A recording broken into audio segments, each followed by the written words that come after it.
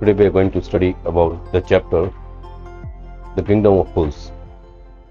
There was a kingdom where the king and ministers were both foolish. They had done two major changes in the kingdom.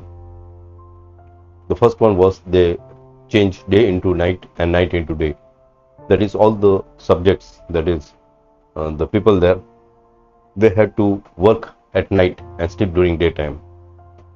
Now, all followed this because of fear of death, punishment. Second change was everything cost one dudu. That is rice, bunch of bananas, ghee.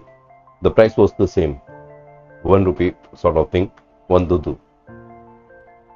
Now once a disciple and guru, that is guru and disciple, they visited this kingdom. They were shocked to find there was nobody there in this kingdom. Everything was silent because they are rich during daytime. As evening came, the shops opened and they were shocked to see that everybody worked at night. Because they were hungry, they went to one shop and inquired. They came to know the price was same for everything. Rice, banana or ghee, everything cost one dudu. The disciple was very happy and he wanted to stay there, but the guru conveyed that no, this is not a good kingdom. This kingdom of fools. Anything can happen here. We should not stay here. There is a difference of opinion. Ultimately, the guru gives up. He says to the disciple, if you want to stay, stay, but I will leave the place. And he left. The disciple started eating more and more food because everything was the same price. He found the food very cheap and he became fat like a bull. An episode happened here. A rich merchant's home, a wall broke because the thief tried to enter through a hole in the wall. The wall collapsed on him and he died there.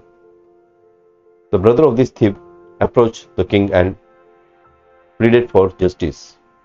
My lord, the rich merchant's wall has killed this my brother, so I want justice. He was carrying on his ancient trade. The king ordered the rich merchant and told him whether his wall had killed this man, innocent man. The rich merchant told, yes, but I had not built the wall. The wall was built by a bricklayer during my father's time. He is an old man, but I know where he lives. I shall bring him if you say. So the bricklayer was summoned to the court. The bricklayer said that it's not my fault, Your Honor. One dancing girl was coming here and there in front of my wall making and I got distracted, and because of this I could not build the wall, a strong one, and the wall collapsed. It is not my fault, but the dancer who was going from here, because of her I was not able to pay attention to this wall and build it properly. The king thought, yes, the case is getting complicated. Now call that dancer. And she was now an old woman. When she came to the court, she pleaded, Sir, Honor, it's not my fault. The goldsmith, he did not give the jewelry on time, so I had to frequent his place. So goldsmith was the culprit. You kindly punish him. The king said, call the goldsmith. So the goldsmith was summoned. When he came to the court, he told that, Your Honor, the rich merchant, he had ordered. Of course, this lady had given me orders. I was not able to make her jewelry in time because the rich merchant had ordered, and he wanted for wedding. And the rich people, they are very strict. and they stick to the deadlines.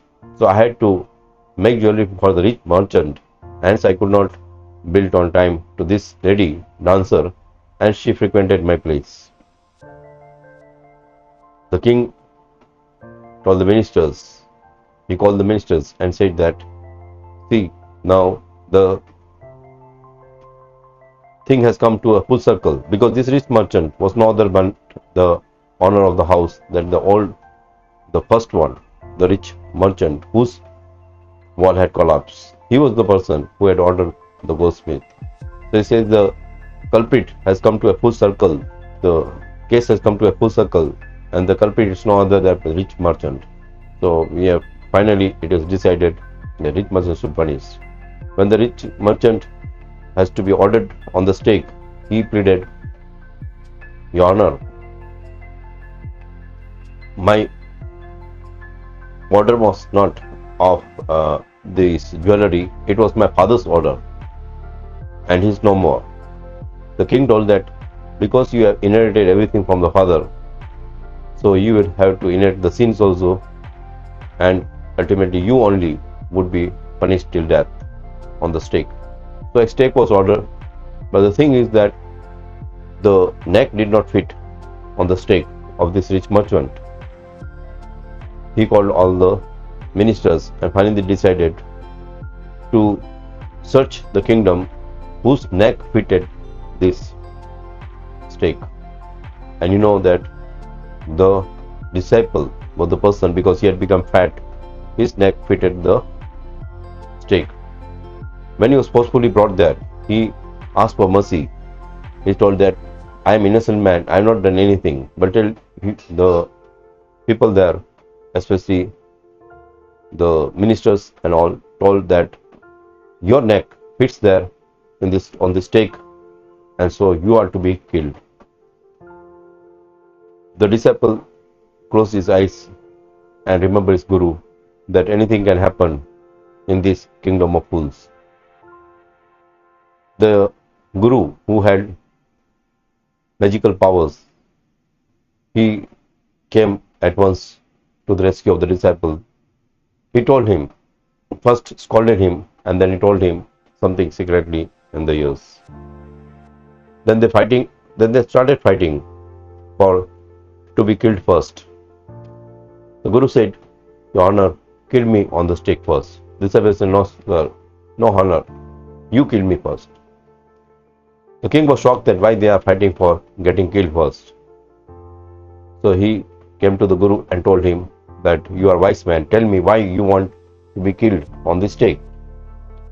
The guru told that, yes, I will tell you, but promise me that you will kill first me on this stake.